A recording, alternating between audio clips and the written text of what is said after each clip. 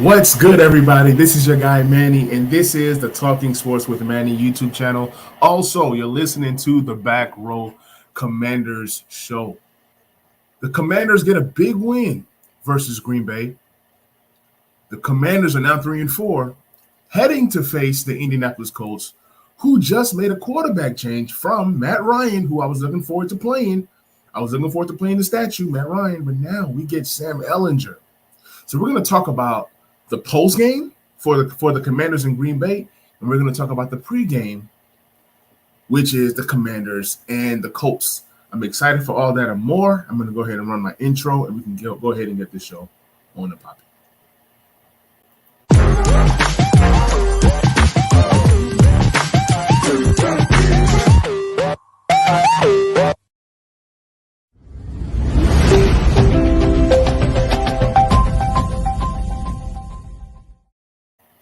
All right, guys. So now we are here, man. Commanders coming off of a big win, and I've not done a victory Monday in a long time. And even when we did have a victory Friday versus the Bears, it was more of me coming on the show to vent because the team just makes me mad. And it's like a lot of fans are in between that. Do we go ahead and just start preparing for next year?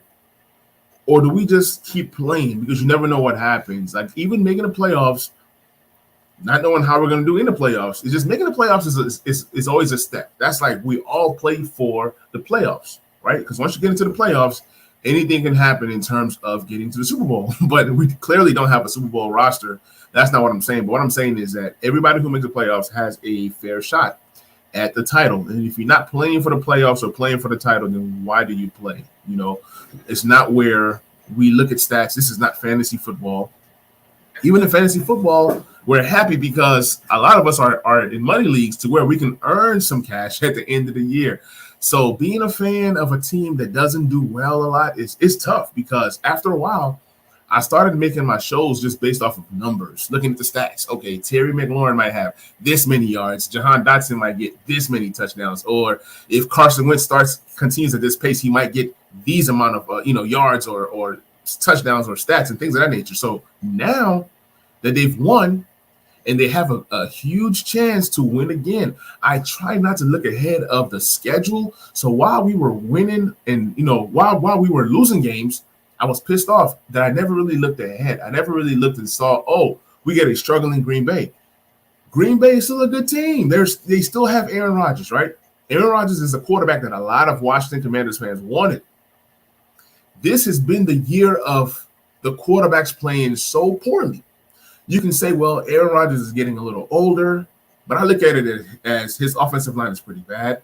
Their defense is solid, but then who are his wide receivers? They try to go cheap with the wide receivers, and you're seeing what's happening. Last year, the Commanders went cheap with the wide receivers, and Taylor Heineke didn't have as many weapons as he has this year. And mind you that Jahan Dotson is still battling back from that hamstring injury. Once he's available, what does this team look like? I'm just saying. So wide receiver is starting to become a position that is a premium position in the NFL. You can't go cheap at wide receiver. Like, even De'Ami Brown right now is better than a lot of the wide receivers on Green Bay. Outside of, let's say, Lazard and let's say Romeo Doubs. De'Ami Brown is better than the rest of their wide receivers.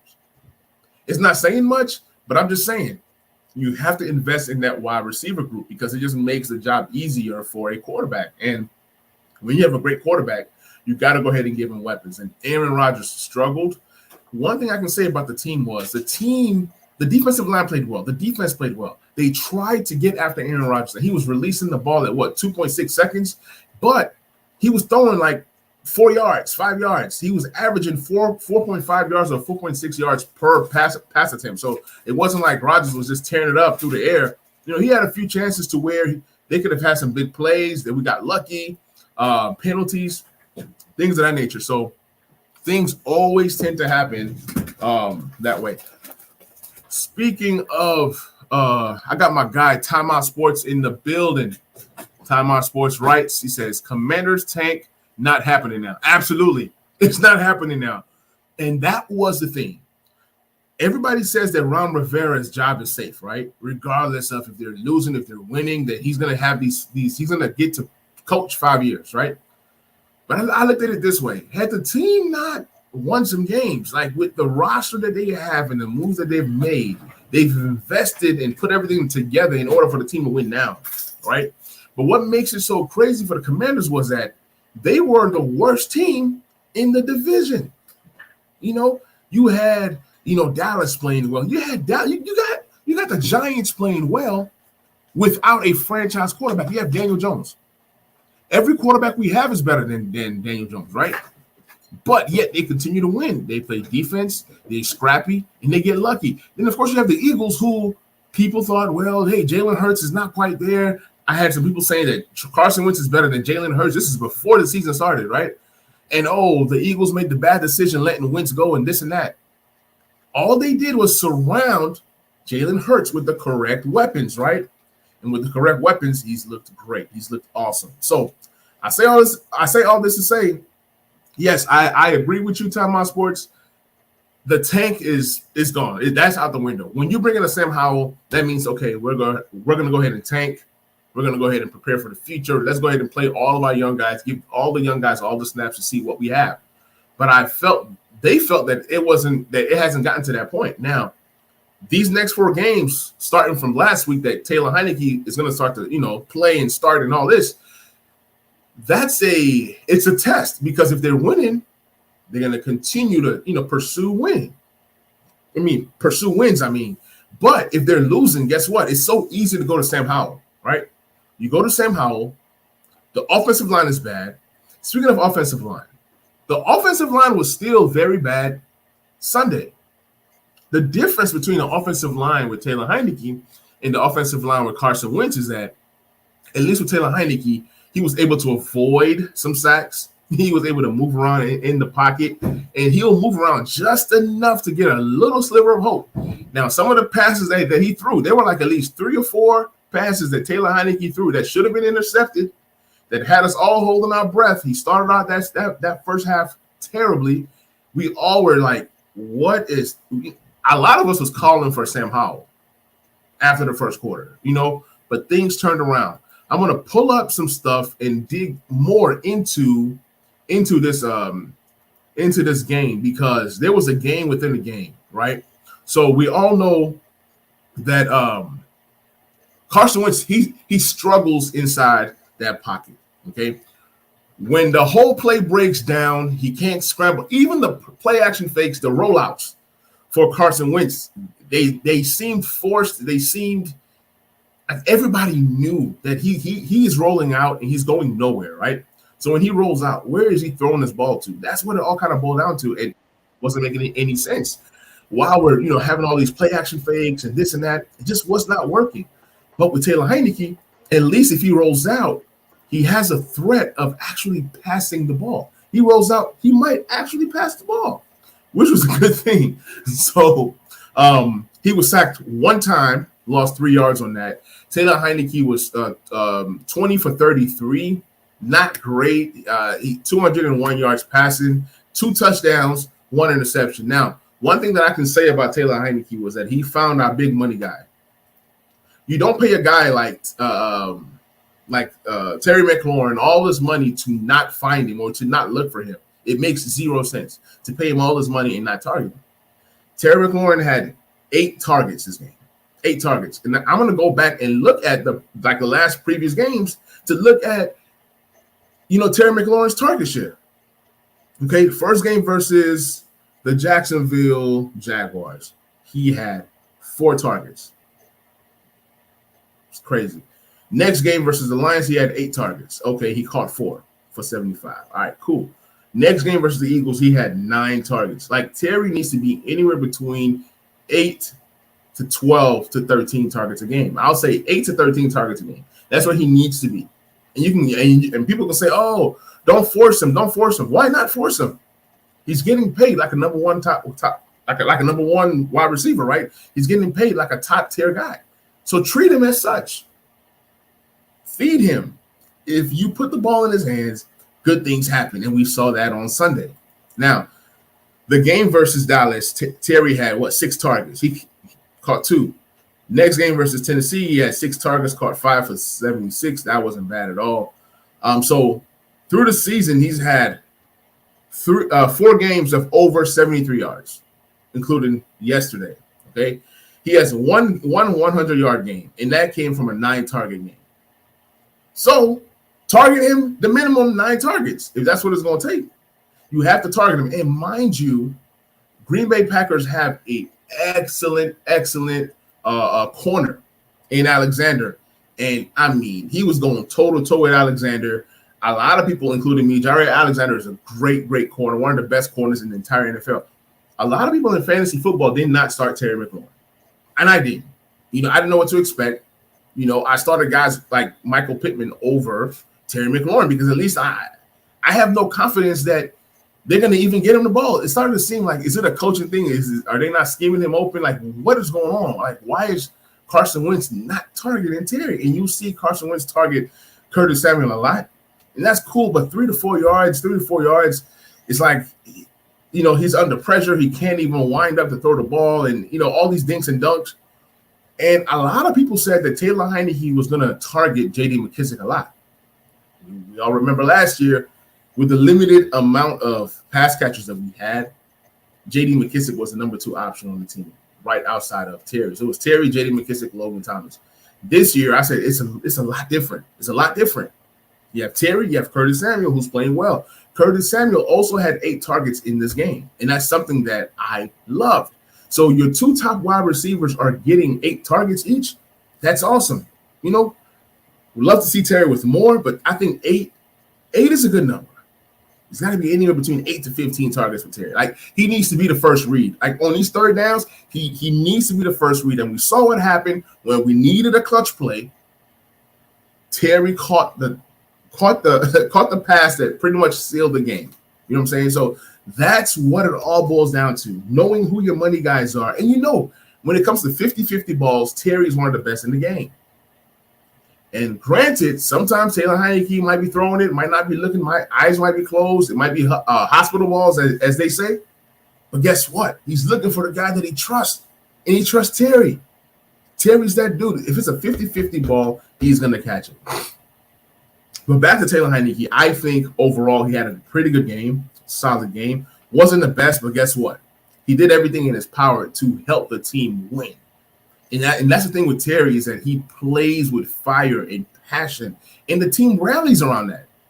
Carson Wentz, a little different. Outside of that Jags game, I've not seen anything that makes me go, man, let's go. You played the Jags, and the Jags defense was very, very bad that very first game. I mean, we saw Curtis Samuel making people slip and slide and stuff like that, but Curtis Samuel had 8 targets. He had 5 receptions for 53 yards. He's like more of the intermediate guy, but there was a couple of plays that Curtis was able to make, and I'm like, man, Curtis, you doing it like that? Like, there was one play across the middle, Heineke threw it up, Curtis went up, grabbed it, came down. I was like, oh man, let's go. So Curtis did make some plays. I mean, he has played well all year, and Curtis should potentially end up as the number 2 wide receiver in terms of yards by the end of the season. Armani Rogers played well, stepped up in a game where you have no Logan Thomas still. They said that what's his name? John Bates was questionable. So I'm thinking that John Bates wouldn't play. So I'm thinking, oh man, Cole Turner. But obviously we've seen that Armani Rogers has been a better wide receiver than Cole Turner. Even that play that they ran where they had Armani Rogers, under center, that was pretty cool. So I love how they're using this former quarterback, big guy in Rogers. Cole Turner just has not worked out just yet, but I think eventually something pops off. Like, I didn't like them using Cole Turner in the red zone. I don't think he's ready, but hey, you do what you got to do. They brought him in to be a red zone target, but hey, hopefully he starts to convert some of these plays that we're giving him, because opportunity costs, man. So Antonio Gibson as a wide receiver played pretty well. 3 receptions, 18 yards, had a score. I think that I love how they're using Antonio Gibson. And when we talk about, hold on one second. Got none of your business in the building. Says Commanders Hub, Tony in the building. What's good, Tony? What's good, man? Appreciate you hopping on the stream. When we talk about targets and receivers. Like, remember how J.D. McKissic was getting a lot of these dump offs and a lot of work, right? But I'm like, Antonio Gibson can do everything that McKissic can do, but can potentially do it better outside of pass protection. What does J.D. McKissic do better than Antonio Gibson? I'm just saying. So, I'm glad that I'm seeing less McKissic. McKissic had 2 targets. He didn't catch any of them. I'm glad that I'm seeing less McKissic and I'm seeing more Antonio Gibson. Okay, Antonio Gibson, even as a runner, played pretty good. He had 10 carries for 59 yards. Brian Robinson, man, shout out to Brian Robinson. I think he should and could do better on this per average. He had 20 carries for 73 yards. That was 7.3 per carry. 3.7, not 3.7 per carry.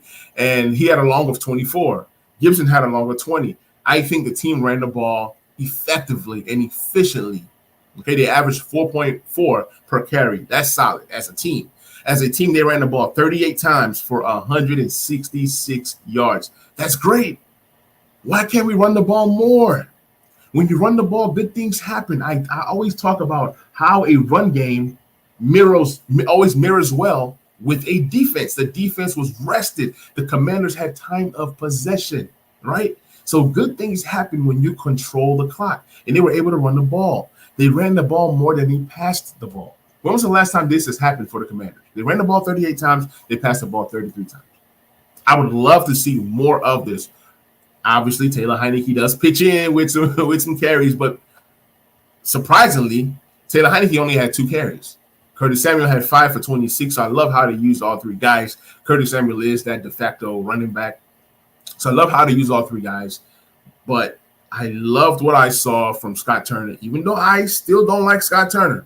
I don't like him, but I loved what I saw. People always talk about, the noodle arm for Taylor Heinicke, this and that. He made plays. He wins games. The thing is, can he sustain this style of play? And then him being a smaller guy, that's what it always boils down to. So with this win, the Commanders are now actually half a game or a game or 2 outside of that 7th wild card spot or that last final spot of the playoffs. In come the Indianapolis Colts, which I'm going to get to later on in the show.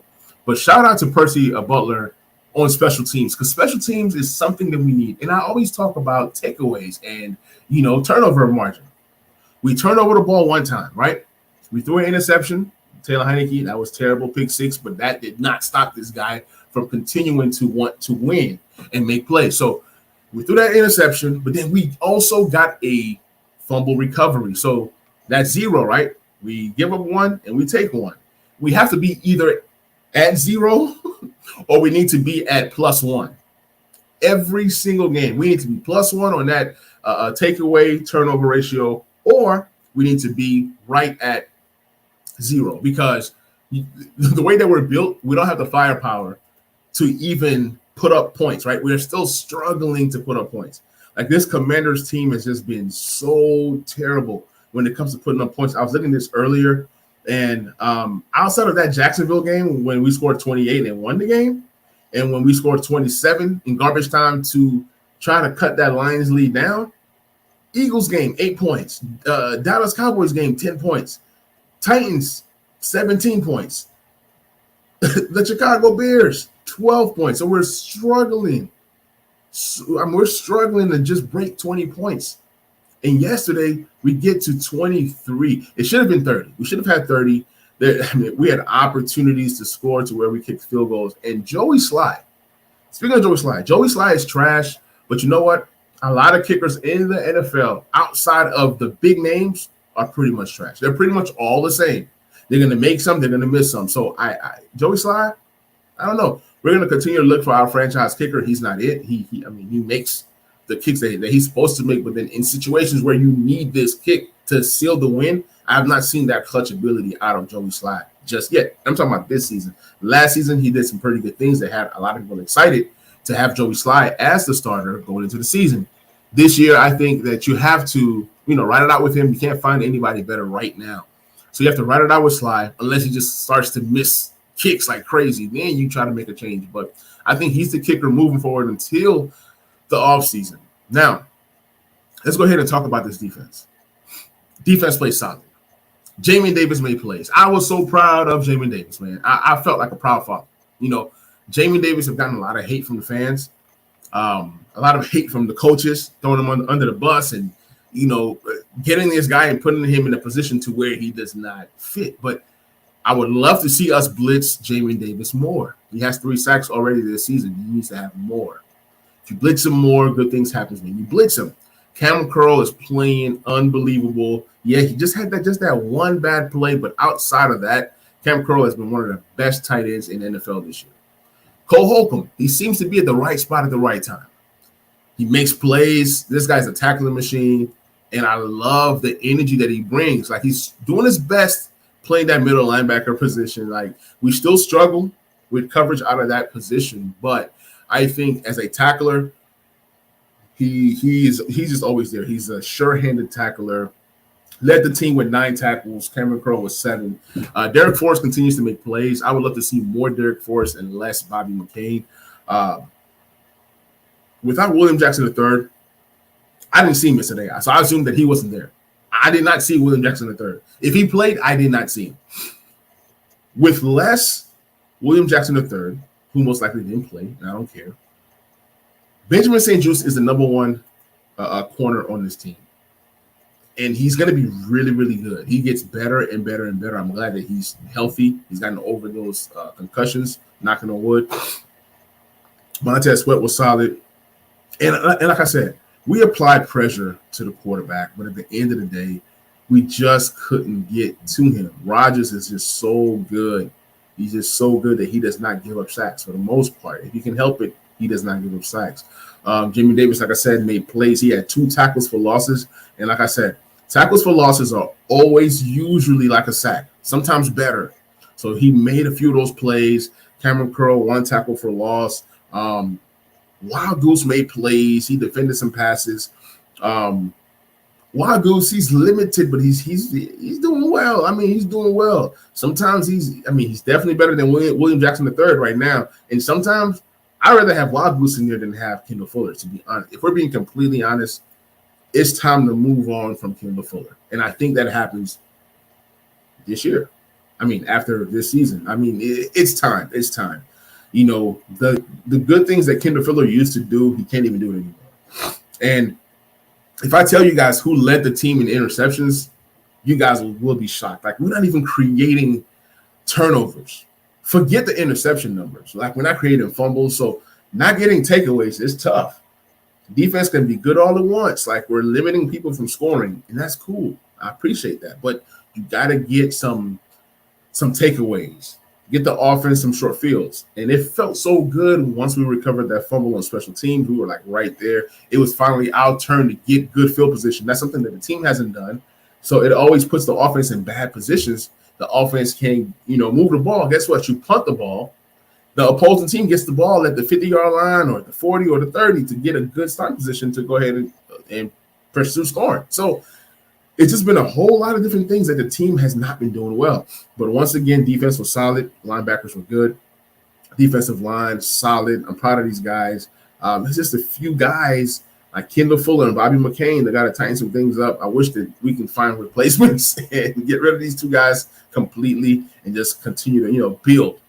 Now, Antonio Gibson returning kickoffs, solid. Returned 3. He was averaging 26 yards per return. I love that portion of it. Dax Mills still gives us nothing. He gives us nothing in the punt return game. I think that Dax Mills is most likely the cousin to Troy Ackley, and I think that Dax Mills is going to stick on this team for the next 3 to 4 years just because he's a Ron Rivera guy. We just need more out of that punt returning game. I'm not seeing it. Trustway did well outside of 1 punt. There was 1 punt that was not executed well at all, and it was that last punt. You're supposed to punt the ball and get it inside the 10, and he didn't do that. He got it inside the 20, and I was like, come on, Trey. Come on, Tress.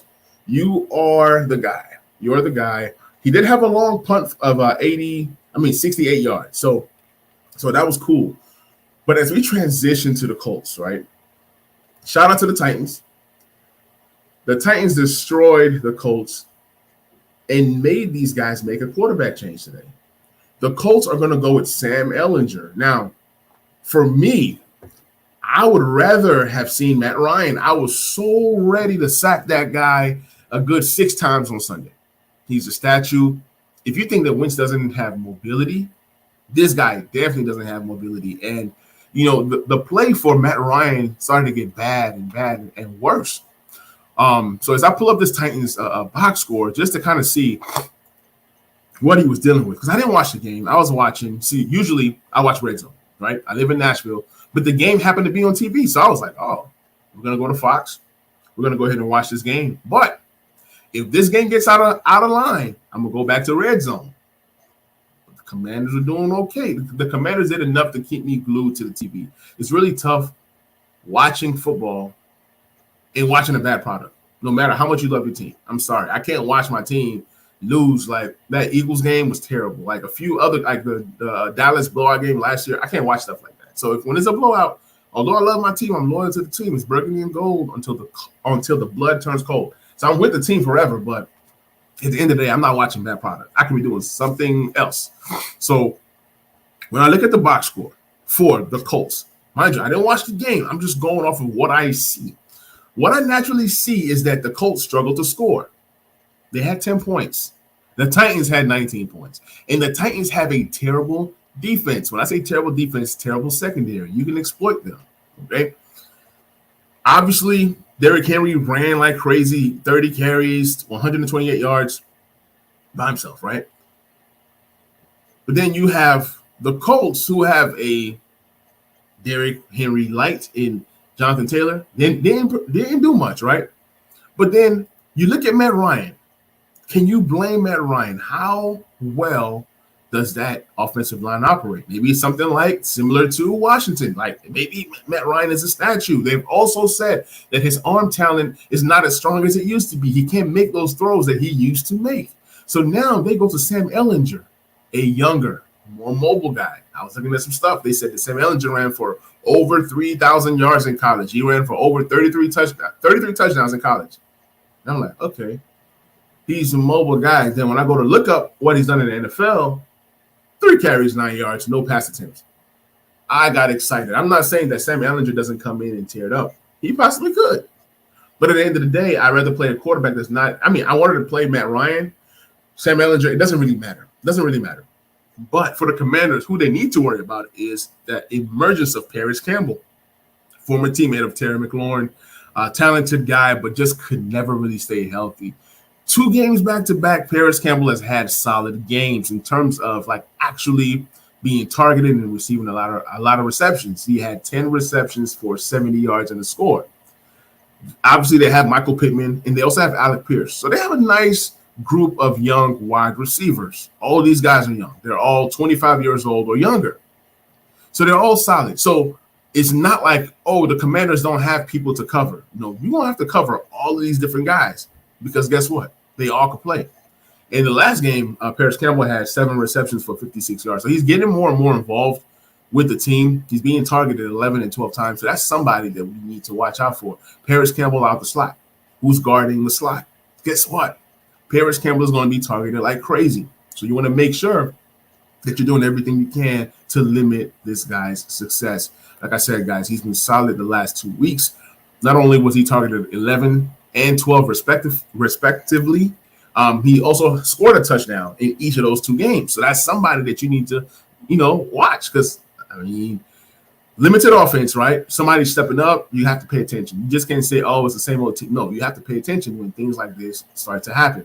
Now, what I also want to highlight is that Alec Pierce was brought to this squad, and he's solid. He's 6'3". Michael Pittman is 6'3", 6'4". So you got some big wide receivers. Benjamin St-Juste can guard both. Most likely, Benjamin St-Juste will start out on Michael Pittman. Now we're gonna need Kendall Fuller to just man up and just play Alec Pierce. Just Kendall Fuller, just do your job. Defensive line is gonna get after Sam Ehlinger and make his life crazy. I expect 4 to 5 sacks from this defensive line. If not, an amount of pressure that's going to put him in harm's way to then throw the ball. If he throws the ball, can we get an interception or two? Those are things that I'm banking on or wishing for out of this team. You have to maximize on playing a lesser talented quarterback, number one, out of just not being experienced in the NFL. You have to make his first start miserable for him. You have to get after him. You have to knock him down. You have to hit him in the mouth. You have to let him know, hey, this is NFL. Welcome to the NFL. Even though he's not a rookie, you have to treat him as such. You have to hit him in the mouth and get after him over and over and over again. So, yeah, Alec Pierce and Pittman and Paris Campbell, nice trio of young wide receivers that are going to be hungry. They want to prove a point. And who knows? Who knows who Sam Ehlinger has been practicing with? You know, sometimes these young guys that are like second and third string, they practice. So let's say, for example, it might be a receiver like Kylan Granderson, well, that's a tight end, or a guy like they have all these different guys like Austin Doolin and all these different guys. So even though I'm talking about these three guys, we have to also remember who has Sam Ehlinger been working with in practice. Who has he built a rapport with? He's most likely going to look that way. Most times, young quarterbacks look towards the tight end. So that means you have to look out for, for Granson and Woods. Jelani Woods is another talented guy, rookie, 6'7", big, strong, fast. So I'm not saying this game is going to be easy, but guess what? I'm excited to see Sam Ehlinger. I promise you I am. Yeah, Matt Ryan, he could have made some plays, and especially with the way that the defense has played previously outside of these last two games. We're not going to lie. We're not going to act like we're just some defensive juggernaut now, right? We did play the Chicago Bears, and we did play a struggling Green Bay Packers team. So I'm threading very lightly here, So you're going to be playing another potentially struggling Colts offense. But these are the kind of games that are trap games. You can't go into this game thinking, oh, we got this. And then guess what happens? These guys just come out of nowhere and start making plays. Now, in the run game, outside of Jonathan Taylor, we have to realize that Deion Jackson stepped up 2 weeks ago, had a whole bunch of receptions, okay? We also have to realize that Nyheim Hines, he has standalone value. So he might not kill you with running. He might kill you as a wide receiver. So they got some guys. They got some guys that we need to worry about. But the good thing that I love about the Commanders is that they do a pretty good job at stopping the run. So, but then again, Jonathan Taylor is Jonathan Taylor. So we need to watch out. We can't say, oh, Jonathan Taylor is struggling, and when he plays us, he's going to struggle. That's not necessarily true. He might play us, and it might just be what the doctor ordered. So I don't take any team lightly. I'm not talking like we're like a good team because we are the easy team. We are the team that other teams want to play. So let's not act like we've done anything. We have 3 wins versus 3 mediocre teams. And that's how we are 3-4 right now. We have not beaten anybody good. Now, I don't want to look too far ahead, but after the Colts, we do have Kirk Cousins coming to town, right? But yeah, back to the Colts. They do have defense. They do have the leading tackler in the NFL right now, if I'm not mistaken, and his name is what's his name? Something Franklin. Yeah, Zaire Franklin. He leads the NFL in tackles, if I'm not mistaken. They have Bobby there. They have all kinds of guys. They have all kinds of guys right now. So Colts defense is solid run game, solid receiving game. It's all going to boil down to, can Sam Ehlinger make plays? And then the most dangerous thing about Sam Ehlinger is that, forget that I don't know anything about him. Guess what? The NFL doesn't really know anything about him because he has not really played an NFL game. You can go and look at the college tape all you want. You can go ahead and look at the college stats all you want. All that means nothing. Do you guys remember when Taylor Heineke came into the game and actually played well? Everybody was like, who the heck is this guy? They didn't have much to kind of go off of. Like, what are you going to do? Study preseason tendencies of Taylor Heineke or study preseason tendencies of Sam Ehlinger? Well, you're going to have to, because that's all you got. That's all you got. The only people that know who Sam Ehlinger is Sam Ehlinger's mom, Sam Ehlinger's dad, his family, and the Indianapolis Colts. Obviously, they drafted this guy in the 6th round last year for a reason. They saw something in him. They saw a guy that fits their system. So let's not get that mistaken. Like now, then you think, What is the Colts system? What do they do well outside of continuing to bring in veteran quarterbacks that don't work or that don't fit into this system? And it's funny that the Colts said they had a plan all along, right? And the plan was to get rid of Wentz, which was smart. They traded Wentz for essentially 2 third-round picks, right? They took one of those third-round picks and traded and got Matt Ryan. And they said that Matt Ryan was the plan all along. Matt Ryan has not worked out. They said that Matt Ryan has a shoulder injury, but with or without the injury, it was time for them to make a change. It now seems like the Colts are tanking because here's the difference. The Colts could have gone to Nick Foles. But when you don't go to Nick Foles and you go to the younger guy, the second-year guy, right? Had the Commanders gone to Sam Howell, guess what? They are in tanking mode. But because they went to Taylor Heinicke, the veteran, and he was able to produce a win, forget all that tanking stuff. Forget about playing your young guys because now, we're back in it, right?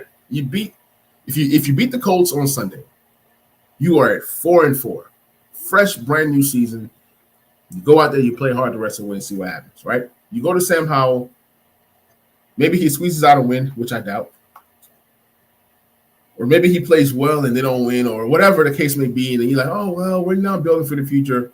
I don't know if Ron Rivera, I don't know how long he has on the team. I really don't. And I think he wants to continue to build. He wants to continue to move forward and not backwards. And he was fired up after this win. This win kind of gave me like the vibes when the Commanders beat the Steelers a few years ago, and the Steelers were undefeated. Not as big of a win, but it was a big win. It's a big win versus a quality opponent, regardless of how they've looked the last few weeks. Aaron Rodgers is Aaron Rodgers. When you have Aaron Rodgers, you always have a chance to win, right? So Commanders don't have that. Hopefully the Commanders do. Like, my take on a franchise quarterback is that we don't have a franchise quarterback on the roster right now.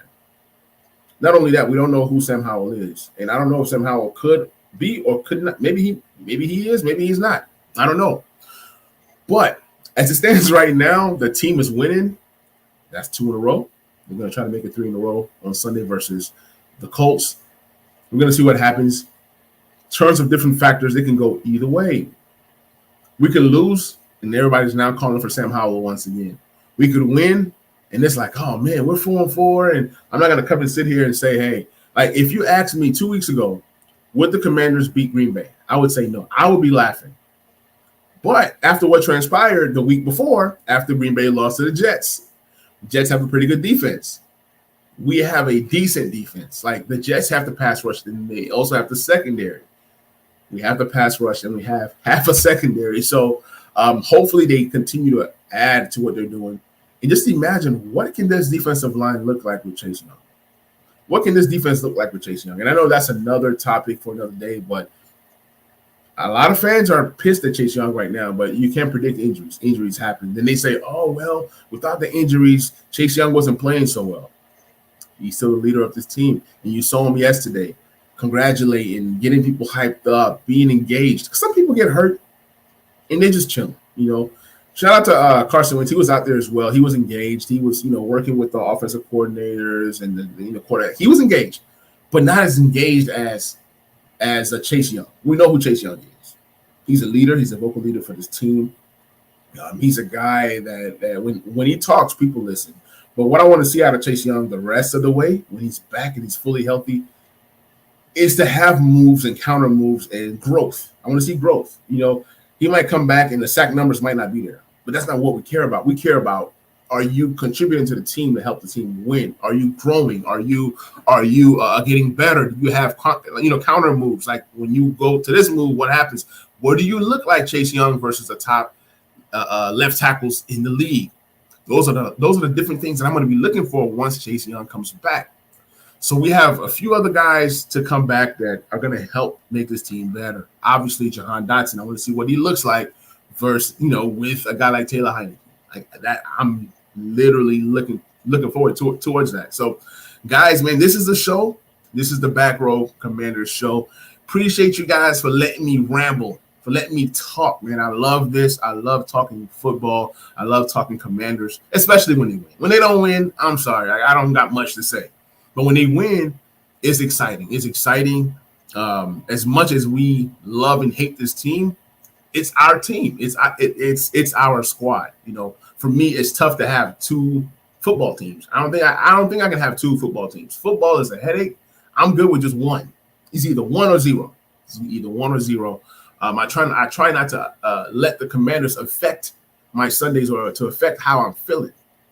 So this is a show. If you guys are watching on YouTube, please like, please subscribe, and please share. And if you guys are listening to the audio version of this on Apple or Spotify or anywhere you get your podcast, please drop me a 5-star and please leave me a rating, a comment, or something to let me know how I'm doing, good or bad. I take all feedback. So I appreciate you guys. I love you guys. Appreciate all the support. And I'll catch you guys on the next episode. I'm out. Peace.